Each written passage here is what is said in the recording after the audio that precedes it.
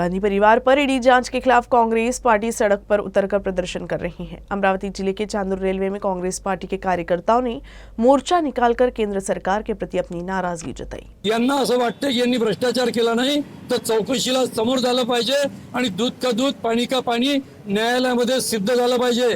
त्याच्याऐवजी Congress party victim card खेळते आहे आणि असं दाखवायचा प्रयत्न करते आहे की गांधी फॅमिली भ्रष्टाचार करत नाही, जेव्हा की काँग्रेस भ्रष्टाचारी आहे आणि त्याचे नेतेही भ्रष्टाचारी आहेत। पण अमरावतीमध्ये आज यांनी भारतीय जनता पार्टीच्या कार्यालयावर आंदोलन करायचं ठरवलं। याच्यात भारतीय जनता पार्टीचा काही रोल नाही, पण तुम्ही जर का विनाकारण सीपीचं ऑफिस, कलेक्टरचं ऑफिस आणि राजकमल चौक इथे शांततामध्ये आंदोलन केलं तर तुमचा अधिकार आम्हाला मान्य आहे। पण तुम्ही भाजपच्या कार्यालयावर येऊन भाजपच्या कार्यकर्त्याला उचकवणार असाल तर आम्ही सहन करणार नाही। भाजपचा कार्यकर्ता जशास तसं उत्तर देण्यास सज्ज आहे। आज आमच्या महिला कार्यकर्ता, आमचे पुरुष कार्यकर्ता 150-200च्या संख्येने भाजप कार्यालयावर उपस्थित आहे। तुम्ही आले तर आम्ही तुम्हाला तुमची जागा दाखवून दिल्याशिवाय राहणार नाही, हे कांग्रेस पार्टीच्या कार्यकर्त्यांनी लक्षात ठेवावं। बारिश होने के साथ ही कई तरह की बीमारियों के बढ़ने की संभावना बढ़ गई है। अमरावती जिले के वलगांव में पहली बारिश के साथ ही गंदगी और दूषित पानी की वजह से बीमारी का प्रकोप बढ़ गया है। गांव के 100 से अधिक लोग बीमार हैं। गर्मी के बाद बारिश का सभी को इंतजार रहता है, लेकिन बारिश अपने साथ कई तरह की बीमारियों को भी साथ लेकर आती है। अमरावती जिले के वलगांव में पहली बारिश के साथ ही बीमारियों का प्रकोप बढ़ गया है। वलगांव में कई जगह पाइपलाइन लीक है, जिससे दूषित पानी की जलापूर्ति हो रही है, जबकि नाली और गटर की सफाई नहीं होने से भी समस्या बढ़ गई है, जिस कारण यहां जून के महीने में ही मलेरिया, सर्दी, बुखार के मरीज हर दिन बढ़ रहे हैं। वलगांव में 40 बच्चे समेत 100 से अधिक लोगों की तबीयत खराब है। इनमें से कई लोगों का अस्पताल में इलाज चल रहा है। लोगों के बीमार पड़ने पर प्रशासन की लापरवाही भी सामने आई है, जिसके बाद अब प्रशासन अलर्ट हुआ है और स्वच्छता को लेकर सर्वेक्षण कराया जाने वाला है। प्रहार संघटनामार्फत एक निवेदन प्राप्त झालेले आहे आणि गावातील ग्रामपंचायत सरपंच व सदस्य यांच्याशी झालेल्या चर्चानंतर आरोग्यवर्धिनी केंद्र मध्ये ते आले होते। ते जल सर्वेक्षण संदर्भात विचारणा केली त्यांनी। तर इथे त्यांच्या म्हणण्यानुसार जवळपास 48 बालके प्रायव्हेट रुग्णालयामध्ये भरती आहेत, पण जेवढे प्रायव्हेट रुग्णालयामध्ये भरती आलेले बालके ते शासकीय रुग्णालयामध्ये इथे म्हणजे आरोग्यवर्धिनी केंद्र वलगाव इथे आलेले नाही आहे। ते प्रायव्हेटमध्येच गेले, प्रायव्हेटमधूनच डायग्नोज झाले आणि प्रायव्हेटमध्येच रेफर झाले। तर त्या संदर्भाकरिता त्यांनी म्हणजे गावातील जलजन्य स्तोत्राबद्दल ते माहिती करण्यासाठी आले होते। तर आम्ही मागील 3 ते 4 महिन्यापासून ग्रामपंचायतमध्ये पत्रव्यवहार सुरू आहे आमचा आणि या संदर्भात एक वरिष्ठांशी झालेल्या चर्चेनुसार आज टीम तयार करण्यात आलेली आहे आणि जवळपास 10 टीम पाठवत आहे। ज्या वार्डामधून जास्तीत जास्त आम्हाला रुग्ण आढळत आहे त्या वार्डामध्ये आम्ही आज टीम रवाना केली आहे आणि तो सर्वे म्हणजे जास्तीत जास्त उलटी, संडास आणि लोकांच्या म्हणजे आशांच्या म्हणण्यानुसार जे कावीळचे रुग्ण निघत आहे तर त्यांचा पण आम्ही सर्वेसाठी टीमला पाठवलेला आहे आणि त्याचा अहवाल आम्ही रिपोर्ट वरिष्ठांकडे सादर करू। आणि जे आता आपल्या 1 महिन्यापासून आपल्या गावात पेशंट निघत आहे आणि ते पेशंटचं प्रमाण आज एवढं जास्त प्रमाण झालं, कावीळ आणि लिव्हरवर त्यांना प्रॉब्लेम आले असे पेशंट आम्ही अमरावतीमध्ये जवळपास 7 हॉस्पिटलला भेटी दिल्या। त्या प्रत्येक हॉस्पिटलमध्ये 7 ते 8 पेशंट ॲडमिट आहे आणि गावामध्ये काही गोरगरीब लोक आहेत ते आपल्या साधारण डॉक्टरकडे जाऊन त्यांची ते ट्रीटमेंट गावात करत आहे। हे असं आम्हाला आढळून आल्यास आम्ही आज छोटू महाराज वसू जिल्हा अध्यक्ष अमरावती यांच्याकडे आलो आणि यांना सांगितलं का बाबा आपल्या गावामध्ये जवळपास आज 100-150 पेशंट ॲडमिट आहे, 100-200 पेशंट आज प्रायव्हेट हॉस्पिटलमध्ये ट्रीटमेंट करत आहे, तरी आपण याच्यावर काहीतरी कारवाई करण्यात यावी म्हणून आम्ही आज छोटू महाराज वसू यांना घेऊन आज जिल्हा आरोग्य अधिकारी अमरावती, जिल्हा परिषद अमरावती यांच्याकडे आलो आणि यांना तात्काळ याच्यावर कारवाई करण्यात येऊन आणि पेशंट कसे आपल्या लवकर कव्हर होईल याच्याकडे लक्ष देण्यात यावं म्हणून आम्ही आज जिल्हा परिषदेत आलेलो आहोत। वलगावला जसं बातमी कळाली आम्हाला, आमची डिस्ट्रिक्ट लेवलची टीम पाठवलेली आहे आणि आता मी स्वतः इथे निघत आहे की जे बालकं ॲडमिट आहे यांचं काय स्थिती आहे काय नाही. कारण जो कोविड आजाराबाबत आहे काहींचं सस्पेक्टेड आपलं जे गॅस्ट्रोचं आहे पेशंट, तर ते कन्फर्म करायचे की नेमकी साथ कशाची आहे ती. तर आपण जसे ब्लड रिपोर्ट वगैरे मागितलेले आहे सगळे आणि त्यानुसार मग आपल्याला डिक्लेअर करायला ते होईल. सध्या एक चांगली बाब हे आहे की डेथ अजून आपल्याला रिपोर्टेड नाही झालेली आहे की ह्या याच्यात तरी. आणि कोविड म्हटलं तर सगळ्यांना आम्हाला काही सूचना द्यायच्या आहेत तर त्या बघायच्या, पण आता ब्लड रिपोर्ट बघितल्याशिवाय मी नेमकं सांगू शकत नाही त्यामुळे. म्हणजे ग्रामपंचायत लेवलला जो TCL स्टॉक असायला पाहिजे, त्यांनी वारंवार त्या पाण्याची तपासणी करायला पाहिजे दरमहा. आणि आपलं जे क्लोरीन पावडर आहे TCL ते व्यवस्थित ठेवलेलं आहे की नाही का. कारण क्लोरीन जर कमी वापरलं गेलं तर मग दूषित पाणी पुरवठा होणार. आणि ज्या काही लिकेजेस असणार पाईपलाईनच्या वगैरे, आम्ही यापूर्वी पण CO सरांच्या सहीने पत्र काढलेलं आहे सर्व BDOंना आणि ग्रामपंचायतांना की पावसाळ्यापूर्वी जे काही दुरुस्ती करायची आहे त्या लिकेज वगैरे ते सर्व दुरुस्त करण्याबाबत सूचना अवगत केलेल्या आहे. आता जो हे दूषित पाणी झालेलं आहे नेमकं कशामुळे झालेलं आहे, आता तर प्रत्यक्षात आमची टीम गेलेली आहे आणि मी जात आहे तेव्हा निदर्शन असेल नेमकं काय झालं ते. नाही, 450 पेशंट म्हणतात, तो अजून आकडा कन्फर्म नाही आमच्याकडे. 450 पेशंट हा फार मोठा आकडा झाला आहे, पण एवढं तर कुठे ॲडमिट वगैरे तर नाही आहे. तर आम्ही जे आता जे प्रायव्हेट हॉस्पिटलचे जे 3-4 नावं घेतले आहे तर आम्ही तिथे हेल्थ वर्कर पाठवून तिथे किती ॲडमिट आहेत तो आकडा घेत आहे एक्झॅक्ट. हे काही OPD बेसिसचे आहे त्यामध्ये. अमरावती की दरियापुर मार्ग पर एक तेज रफ्तार कार दुकान में घुस गई। धमोरी में हुए इस हादसे में 2 लोग गंभीर रूप से जख्मी हुए हैं। अक्सर सड़कों से होकर गुजरते समय पढ़ने को मिलता है कि तेज गति से वाहन चलाना जीवन का विनाश है, लेकिन हम अक्सर इसे अनदेखा कर देते हैं। लेकिन यह अनदेखी ही विनाश का कारण बन जाती है। ऐसी ही एक घटना अमरावती दरियापुर रोड पर धामोरी गांव के पास हुई है। तेज रफ्तार चालक का वाहन पर से नियंत्रण छूट गया और कार एक दुकान में जाकर टकराई, जिसमें दुकान चालक सहित ग्राहक घायल हो गया। दोनों जख्मियों को जिला सामान्य अस्पताल में भर्ती कराया गया है। हादसे की जानकारी मिलने पर पुलिस मौके पर पहुंची और कार चालक को गिरफ्तार की। फिलहाल खोलापुर पुलिस इस संबंध में आगे की जांच कर रही है। अमरावती शहर के जवाहिर गेट के पास एक मेटल की दुकान में शनिवार तड़के भीषण आग लग गई। इस आग में दुकान का पूरा सामान जलकर बर्बाद हो गया। अमरावती निवासी कात्रेला बंधु का जवाहर गेट परिसर में जय मेटल नाम से बर्तन की दुकान है। इस दुकान में शनिवार तड़के अचानक से आग लग गई। कुछ ही देर में आग विकराल रूप धारण कर ली और पूरे दुकान में फैल गई। स्थानीय लोगों ने ही आग की खबर दमकल विभाग को दी, जिसके बाद दमकल की गाड़ी घटनास्थल पर पहुंची और आग पर काबू पाया। इस आग में लाखों रुपए का सामान जलकर बर्बाद हो गया है। वैसे दुकान बंद होने से कोई जनहानि नहीं हुई है।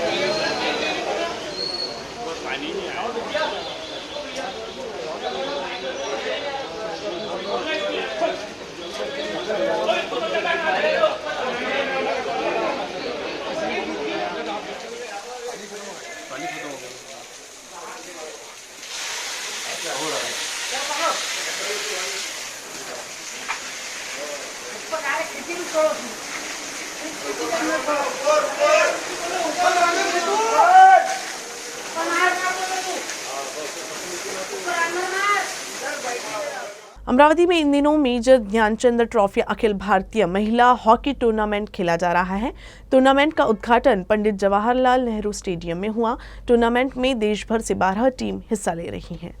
डिप्टी मैदान पर आयोजित टूर्नामेंट के पहले मैच में अमरावती ने कोलकाता को 6-0 की करारी शिकस्त दी। क्रीड़ा उपसंचालक कार्यालय के सहयोग से आयोजित इस टूर्नामेंट में HPPM मैदान पर पटना ने नागपुर को 3-1 से शिकस्त दी। उधर भिलाई स्टील प्लांट ने भिलवाड़ा को 7-0 से रौंद दिया। भारतीय क्रीड़ा प्राधिकरण यानी साई मुंबई की टीम ने कुपरथड़ा को 2-0 से हरा दिया। पटना से एक टीम आई है, वे भी हमारे पास यहाँ से कर रहे हैं। इनके बाद अमरावती के खिलाड़ी जिन्हें मॉर्निंग में शानदार प्रदर्शन किया, अमरावती की टीम यहाँ पर मार्च पास कर रही है।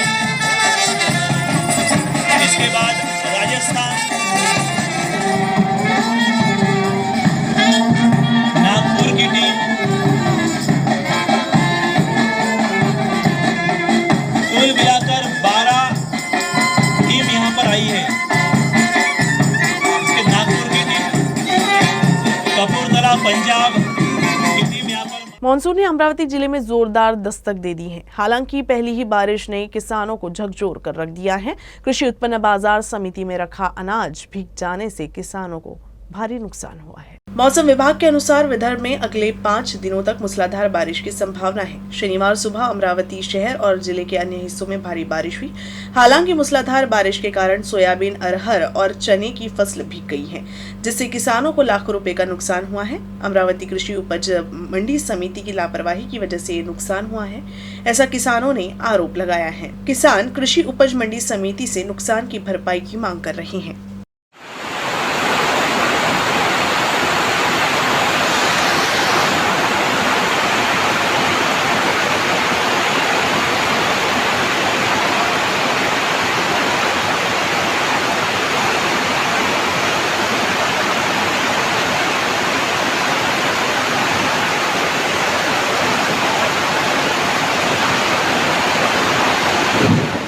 अमरावती जिले के दरियापुर में गोरक्षकों द्वारा गोवंशों को ले जा रहे 2 ट्रक को रोका गया। गोवंशों को छुड़वाकर गोरक्षकों ने पेट्रोल डालकर दोनों ट्रकों में आग लगा दी। अमरावती रोड पर गोवंशों को ले जा रही मालवाहक ने एक महिला को टक्कर मार दी। सूचना मिलने के बाद गोपाल पाटिल अरबट के परिवार के सदस्यों ने अपनी जान की परवाह किए बिना वाहनों का पीछा किया और आखिरकार खोलापुर थाना क्षेत्र के वाठोड़ा शुल्केश्वर गांव में उन्हें पकड़ने में कामयाब रहे। उसके बाद द ड्राइवर को दरियापुर थाने लाया गया और तत्काल 16 से 18 गोवंशों को मुक्त कराया गया। इनमें से एक गाय की हालत बेहद नाजुक है और अन्य गोवंशों की हालत ठीक नहीं है। उसके बाद जब मालवाहक को थाने ले जाया जा रहा था, तभी रेलवे क्रॉसिंग चौक पर गुस्साए गौरक्षकों ने वाहन में आग लगा दी। स्थानीय लोगों और दमकल की मदद से आग पर काबू पाया गया और बड़ा हादसा होते होते टल गया।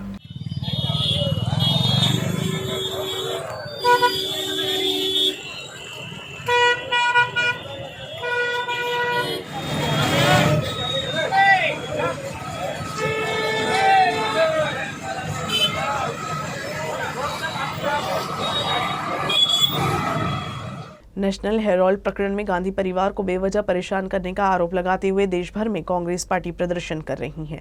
अकोला में कांग्रेस पार्टी के कार्यकर्ताओं ने जिलाधिकारी को निवेदन सौंपकर अपनी नाराजगी जाहिर की। इस दौरान केंद्र सरकार और जांच एजेंसी ईडी का निषेध करते हुए जोरदार प्रदर्शन किया गया। अकोला जिला कांग्रेस अध्यक्ष अशोक अमानकर और महानगर कांग्रेस अध्यक्ष डॉक्टर प्रशांत वानखेड़े की मौजूदगी में ईडी की कार्रवाई के निषेध में विरोध सभा का आयोजन किया गया।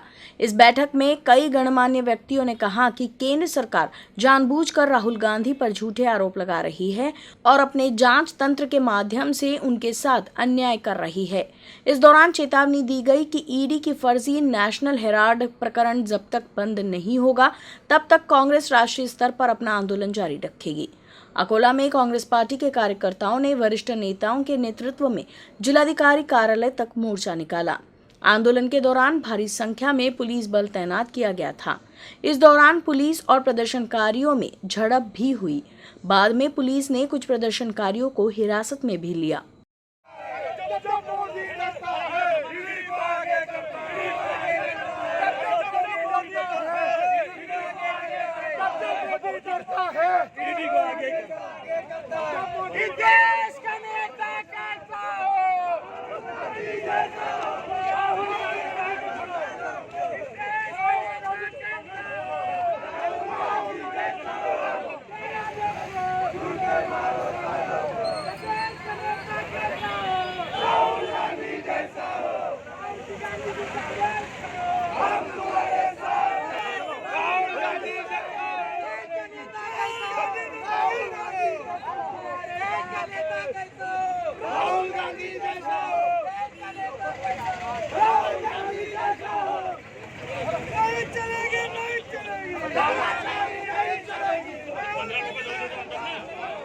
बुल्हान जिले में खाद के मुद्दे पर कृषि अधिकारियों के भ्रष्टाचार का आरोप लगने के बाद अब जनप्रतिनिधि अधिकारियों पर अपनी नाराजगी साफ साफ जाहिर कर रहे हैं।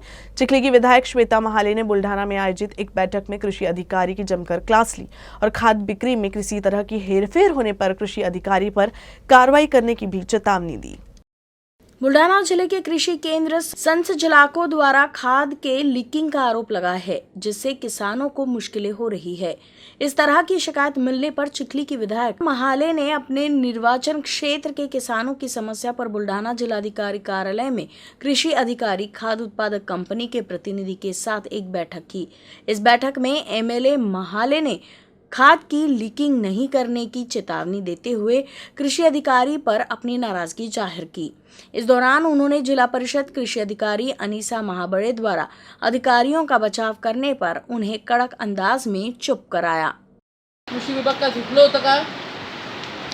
झोपाकडे होते का मॅडम तुम्ही? मग मॅडम मी तुम्हाला याबद्दल हां? सांगितलं, आवाज नाही माझ्याकडे आता पत्र आहेत मॅडम माझ्याकडे आणि आपण हे कळवलेलं आहे आवाज की आवाज बंद आता आवाज मी बंद. नाही बोलते मॅम, पण मी मी प्रिटेंड पुराव्यानिशी बोलते आहे. ह्याच्यामध्ये 8 ते 10 दिवसापासून अशा पद्धतीने कारभार चालू आहे चिखली शहरामध्ये.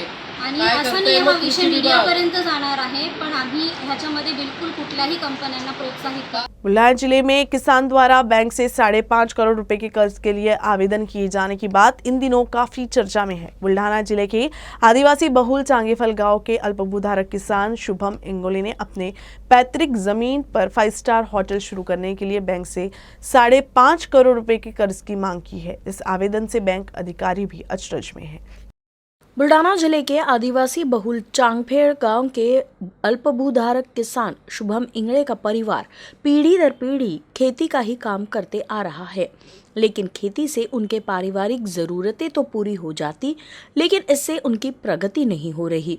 इसीलिए अब युवा किसान शुभम खेती से अलग अपना व्यवसाय शुरू करना चाहता है, लेकिन इस व्यवसाय को शुरू करने के लिए पैसे की ज़रूरत है।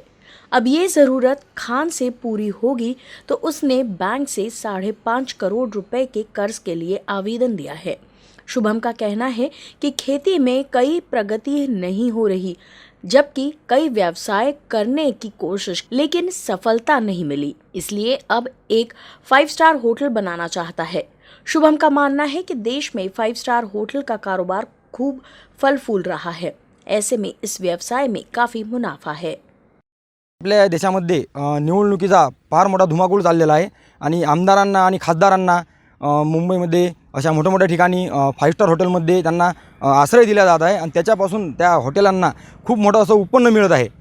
त्यामुळे मी असा विचार केलेला आहे आता की आपल्या शेतामध्ये 5 स्टार हॉटेल बांधायचं आणि त्याच्यामध्ये आमदार, खासदार, पंचायत समिती सदस्य, जिल्हा परिषद सदस्य, ग्रामपंचायत सदस्य यांना निवडणुकीच्या वेळी आश्रय द्यायचा आणि त्यातून जे इन्कम येणार आहे त्याच्या इन्कमानुसार माझ्या जे घरच्यांचा उदरनिर्वाह तो मी करणार आहे। त्यासाठी मी आपले संग्रामपूर शाखेमध्ये स्टेट बँक ऑफ इंडिया या शाखेमध्ये कर्जासाठी अर्ज पण दिलेला आहे आणि बँक ऑफ महाराष्ट्र या शाखेमध्ये पण कर्जासाठी अर्ज दिलेला आहे। तर दोन्ही शाखेमध्ये मी 5.5 कोटीचा अर्ज दिलेला आहे।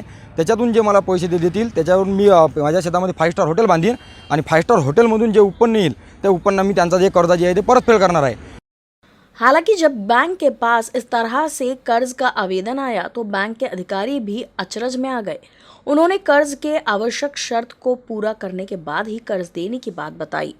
शुभम गजानन इंगळे यांनी एक 5 star deluxe hotel Changefal taluka Sangrampur जिल्हा बुलढाणा इथे बांधू यासाठी एक अर्ज टाकला आहे आणि त्यासाठी त्यांनी 5.5 कोटीची मागणी केली आहे लोन म्हणून। बट आता प्रॉब्लेम असा आहे की हे जे असे जे प्रोजेक्ट असतात 50 लाखाच्या वरचे त्यासाठी प्रोजेक्ट रिपोर्ट लागतो, त्यासाठी त्यांचे जे पुढचे फ्युचर प्लॅनिंग्स आहे ते सर्व लागतात। ते सगळे जेव्हा पुढे ते आम्हाला सबमिट करतील त्यानंतर आम्ही याच्यावर विचार करू।